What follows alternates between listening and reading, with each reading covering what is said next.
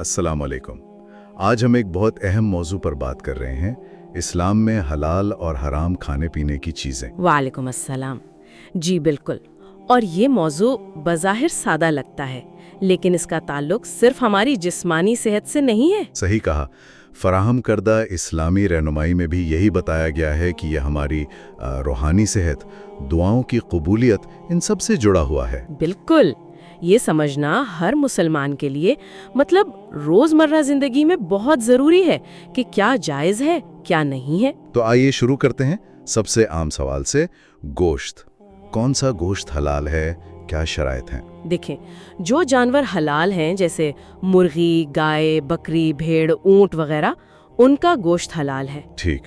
लेकिन एक बहुत अहम शर्त है, वो है इस्लामी तरीके से ज़िबह करना, यानी ज़बीहा। ज़बिया, इसका क्या मतलब है? इसका मतलब है कि ज़िबह करते वक्त अव्वल तो अल्लाह का नाम लिया जाए, फिर तेज धार आले से गले की वो मखसूस रगें काटी जाएं अच्छा। और खून पूरी तरह बह जाए।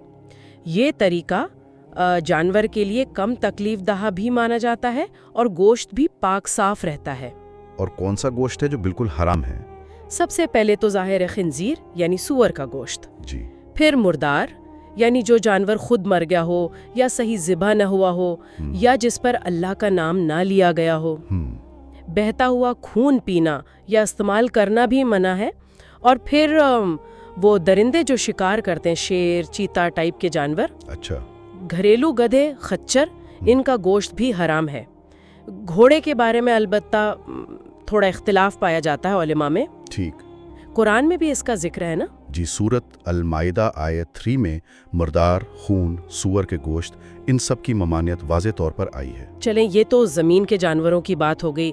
समंदर की तरफ आएँ तो समंदरी ग़ज़ा का क्या हुक्म है?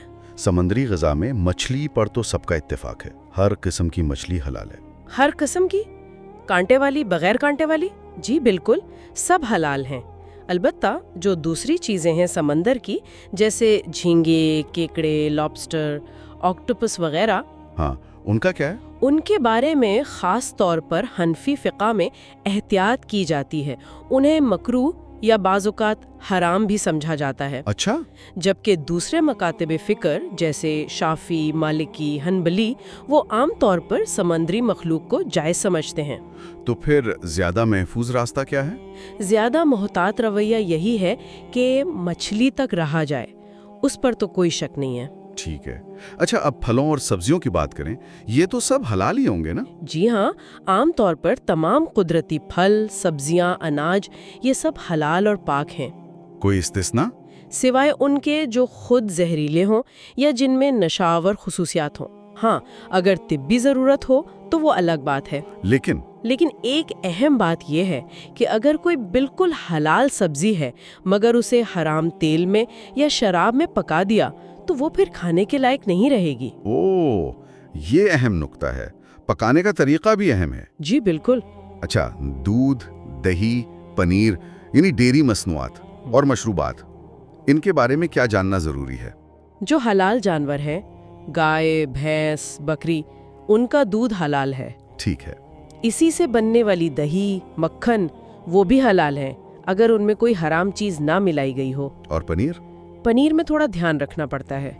इसमें एक चीज़ इस्तेमाल होती है, रेनेट, जो दूध फाड़ती है। हाँ, सुना है। वो रेनेट हलाल जानवर से हासिल किया गया हो और वो जानवर भी इस्लामी तरीके से ज़िबा हुआ हो, ये देखना ज़रूरी है। अच्छा, और पीने की चीज़ें, मशरूबात? मशरूबात में तो बिल्कुल वाज़िया हुक्म है। हर किस्म की शराब और हर वो चीज़ जो नशा दे वो हराम है। कम मिकदार में भी? जी बिल्कुल, कम हो या ज़्यादा। कुरान में सूरतुल माइदा आयत 90 में वाज़े तौर पर इन्हें शैतान का काम कहा गया है और बचने का हुक्म है। आजकल तो पैकशुदा ग़िज़ाएं बहुत हैं, सुपरमार्केट भरी पड़ी हैं। उनका क्या करें? अक्सर अज्जा समझ नहीं आते। ये वाकई एक चैलेंज है।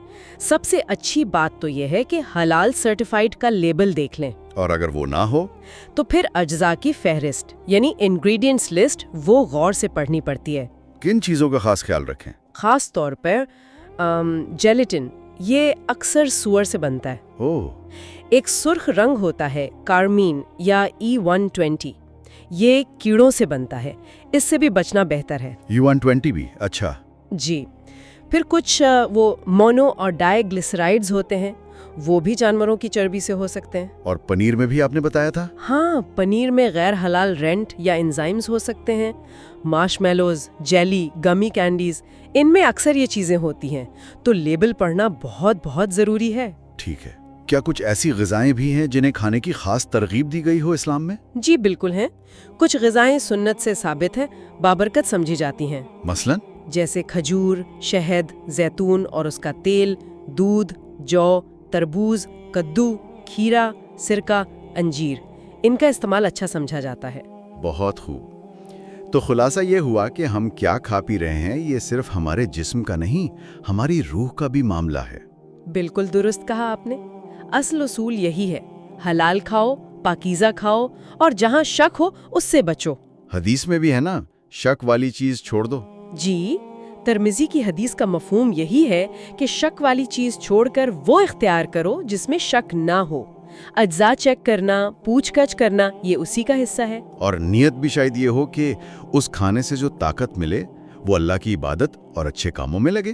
بالکل، یہ سوچنے کی بات ہے کہ یہ روزمرہ کے چھوٹے چھوٹے فیصلے، کیا کھانا ہے کیا نہیں، یہ کیسے ہماری پوری روحانی زندگی پر، اللہ سے تعلق پر اثر انداز ہوتے ہیں۔ صحیح۔ تو یہ صرف کچھ قوانین کی لسٹ نہیں ہے، بلکہ ایک کیا کہیں شعوری طرز زندگی اپنانے کی دعوت ہے، ایک بامقصد زندگی۔